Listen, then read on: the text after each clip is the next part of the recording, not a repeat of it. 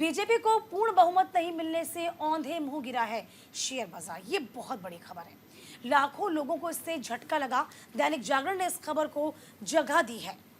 देखिए, शेयर बाजार में मंगलवार को भारी गिरावट देखने को मिली। इसके चलते निवेशकों को 31 लाख करोड़ रुपए का नुकसान हुआ है। इस दौरान बीएसई सेंसेक्स लगभग 6% भरभरा गया। देश में आम चुनाव की मतगणना के रुझानों के मुताबिक बीजेपी को लोकसभा में भी स्पष्ट बहुमत नहीं मिला है। इसके चलते कारोबारी भावना कमजोर हुई।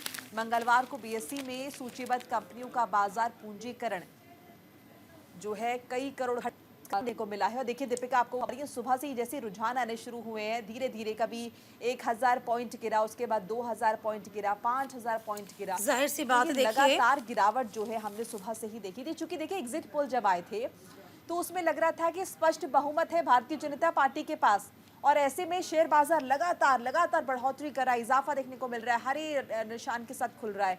और कल की जब स्थिति शुरू हुई सुबह से ही तो लगातार गिरावट। बिल्कुल, देखिए ये खबर इसलिए खास हो जाती है क्योंकि बीते 4 सालों में एक दिन में ये सबसे बड़ी गिरावट है। तो इस खबर को थोड़ा आप समझिए, क्योंकि सेंसेक्स जिस तरीके से 4,38,000 अंक के साथ यानी कि 5.74% गिरकर लगभग देखा जाए तो 7% जो है शेयर बाजार गिरा, औंधे मुंह जाकर गिरा।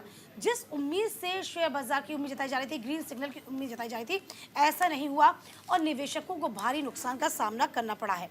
इसी के साथ आपको बता दें, एनएसई का निफ्टी भी लगभग उसका जो कह सकते हैं कि परफॉर्मेंस था वो भी बहुत अच्छा नहीं रहा। लगभग आपको बता दें 5.93% के बड़े नुकसान के साथ बंद हुआ। ठीक है, इसके अलावा आपको याद होगा 23 मार्च 2020 को कोरोना महामारी के कारण लगाए गए लॉकडाउन के कारण सेंसेक्स और निफ्टी में 13% की गिरावट थी। इस गिरावट से निवेशकों की संपत्ति में लगभग 31 लाख करोड़ रुपए की तब कमी आई थी और बीएसई में सूचीबद्ध सभी कंपनियों का बाजार पूंजीकरण घटकर 394.83 लाख करोड़ रुपए रह गया था। सोमवार को ये 13.78 लाख करोड़ बढ़कर 425.91 लाख करोड़ पहुंचा। यानी कि आपको ये बता दें किस किस सेक्टर में जो नुकसान का सामना था वो करना पड़ा।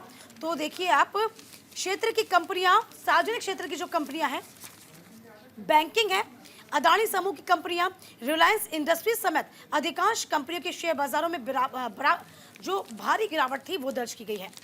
इधर सोमवार को एग्जिट पोल में फिर राजग सरकार बनने के अनुमान को देखते हुए बाजार करीब 3% की तेजी के साथ नए रिकॉर्ड पर था।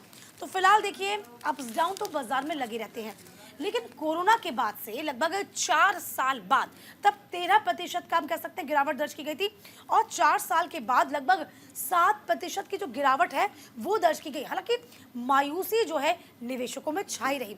अब देखिए बाजार आज जब खुलेगा तो देखिए क्या स्टेबल रहेगा, ये देखने वाली बात होगी। और देखिए ये जो भरपाई हुई है, ये कितने, माफ कीजिएगा, जो गिरावट हुई है कितने दिन में इसकी भरपाई होती है भी देखने वाली बात होगी। साथ ही साथ आपको ये भी बताऊंगी कि 5 शेयर जिनमें सबसे ज्यादा गिरावट दर्ज की गई है। देखिए एनटीपीसी के शेयर में 15.45% की, एसबीआई के शेयर्स में 14.42% की, एलएनटी के शेयर में 12.69% की और पावर ग्रिड के शेयर्स में 12.38% की, टाटा स्टील में 8.87% की। और देखिए पीएसयू बैंक इंडेक्स भी 5% तक गिरा है। ये तमाम वो शेयर रहे हैं जिन्होंने अदानी की कंपनियों ने डुबाए हैं लोगों के तकरीबन 3.5 लाख करोड़ रुपए से ज्यादा। तो ऐसा बहुत सारा नुकसान है।